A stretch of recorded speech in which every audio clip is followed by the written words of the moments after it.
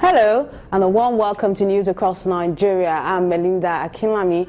On the program today, Kaduna Airport records unprecedented air passenger traffic as more international and local flights embrace alternative.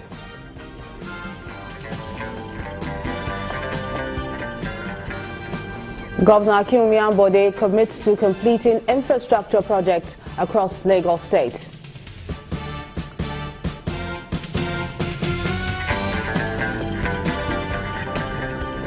And federal pensioners laud improved verification exercise for senior citizens, wants reforms in payment of entitlements.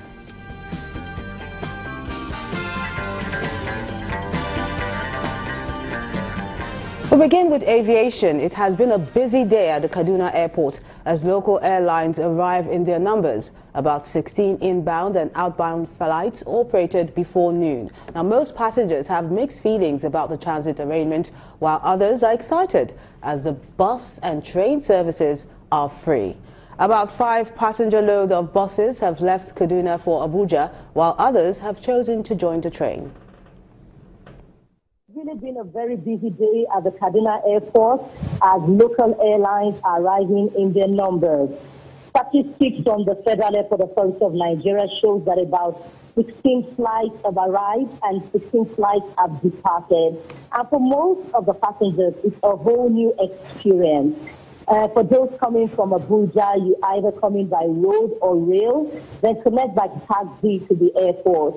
And if you're arriving into Kaduna as well, if you are departing Kaduna, you have to go through the same route. This morning, those passengers departing from Kaduna were escorted by security services. For the international airlines, I think that most of them have said that due to operational reasons, they're not willing to come this way except for Ethiopia. That's all we have heard. But I know that the authorities say they're trying to convince Lufthansa and British Airways, but those airlines are still insisting that it's not about safety, it's about their operations. They would rather fly into Lagos for some of them. And the lot of traffic here will basically be the local airlines. Most people who are traveling this way do not have a choice to connect Abuja than taxi to Kaduna. So a lot of local traffic will be coming in this way. It's expedient to say that Kaduna Airport is now the new Abuja. Our aviation correspondent Bukola Joe Oketunbi giving us details there from Kaduna State. Meantime, it's day one of the Abuja airport closure and the residents are anxious to see when repair works will begin at the Nnamdi Azikiwe International Airport. Our correspondent Lucky Sawode tells us, amongst other things, that work is yet to begin on the first day of the airport closure. Was prevented from taking shots of the runway, but we saw some Georgia officials walking around the runway, and buses have been provided by the federal government to convey passengers with valid tickets, valid boarding pass to Abuja. At this moment, 4 different buses are taking passengers to Kaduna International Airport. We spoke to the terminal manager, Mrs. Ladi Salami, and she confirmed that more buses are still on ground, even for the scattered flights. Buses are available to take passengers to Kaduna International Airport for them to catch up with their flights. Normal work is still going on for other services, as in the airport staff are still on ground. What is actually affected at the moment is the fixing of the runway, and it's going to last for 6 weeks. What people are saying is that they are majorly disappointed that the airport has to be shut for the runway to be fixed.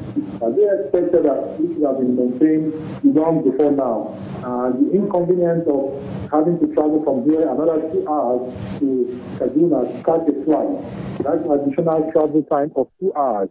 And some are even saying that they will have to go by road, or they may even suspend anything that has to do with traveling by air for the next 6 weeks because of the inconvenience of having to go to Kaduna by road. Staying in the FCT, but to legal matters now, the High Court has sentenced 2 policemen to death for killing 6 spare part dealers on June the 8th, 2015 in Akpo. The 2 policemen, Ezekiel Acheneje and Emmanuel Baba, were found guilty of killing one Augustine Ayebun and Anthony Wokike. They were part of the 6 originally charged to court for culpable homicide in a 9-count charge brought by the federal government. The case against the 3 of the defendants was dismissed by the presiding judge, Justice Ishaku Bello, for lack of proof. Justice Bello describes the action of the 2 convicted policemen as callous and barbaric, saying by law they were supposed to preserve lives of the innocent citizens. The 6 spare part dealers were murdered by the policemen in a controversial circumstance 12 years ago, so it happened in 2005.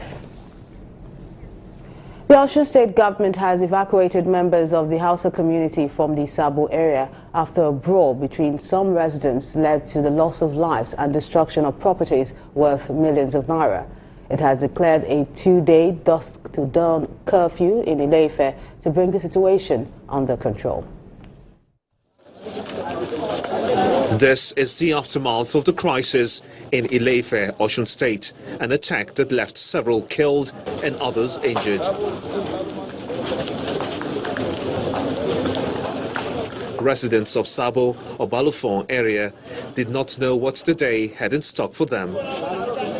According to eyewitnesses, the attack was caused by a minor altercation between a man and the wife of a transporter, which degenerated into a bloodbath. My father's house are burnt to ashes, are fed. I don't know what happened to say. This is how the house was burnt to ashes. The police are in the community to stem the crisis. It's under control as at now. There were some damages here and there. We lost some lives here, but we are on top of the situation. As at now, area is returning to normalcy. I have more than enough men on the ground, and more are coming. The deputy police chief and his team also visits the palace of the traditional ruler, the Oni of Ife, Oba Adeyeye Ogunsi, or Jaja II, who appeals for calm and calls for investigation. Those 2 wrongs don't make it right. It's just very unfortunate. It saddens my heart. But what I will appeal to the security agencies, please don't take sides. Whoever that must have caused this problem, apprehend them and bring them to justice. Children and some vulnerable adults have been evacuated to the Ile-Ife Police Command for safety, a situation that saddens the state government. There will be a coffee for 2 days. The governor is not happy because we're living together in peace and harmony. And it's an unbracketed African desert slap on the face of Mr. Governor to see what is happening now. And he told the security agencies that whoever, irrespective of anybody, that perpetrated this act must be brought to. In the meantime, the Osun State government is evacuating some of the displaced persons to a safer place, while an imposed 2-day curfew subsists. And still on security matters, 487 cadet officers have completed course 29 at the State Security Service Academy. During the passing out ceremony in Lagos, the Acting Director General of the SSS, Mr. Lawal Dara, says he's confident that the cadet officers have learned enough to contribute their quota to security of the nation. The cadet officers are joining the service at a time of extreme flux in the threat profile, not only in Nigeria, but globally. The security intelligence services are thus beset with a raft of threats spanning terrorism, insurgency, kidnapping, cybercrime, corruption, media propaganda, espionage, subversion, and a whole host of others. A defining feature of the threat profile is its constantly changing character.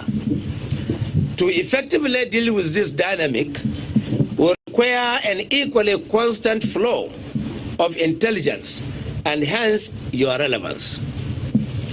You will be required to fully apply knowledge you have imbibed here to ensure the availability of critical intelligence to drive the management of these threats. I would like to emphasize that your patriotic instincts will be sorely tested in the years ahead. Coming up on the program, some IDPs in Borno State now have a place to call home. We'll bring you more details in a moment. Join us again.